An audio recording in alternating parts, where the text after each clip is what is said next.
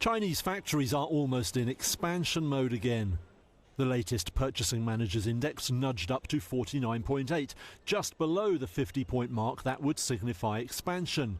A rise in domestic demand is credited for the gain. It wasn't enough to lift shares, though.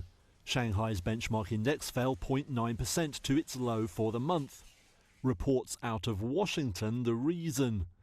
Reuters sources say the US might delist Chinese shares traded in New York. That could hit companies like Alibaba and JD.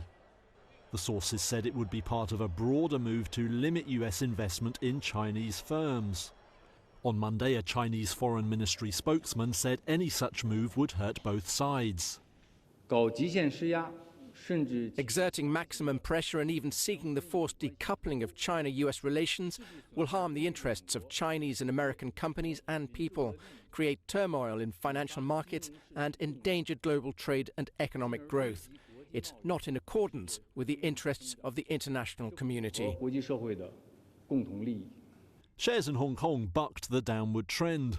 The Hang Seng Index was helped by a strong debut for AB InBev's Asia-Pacific unit.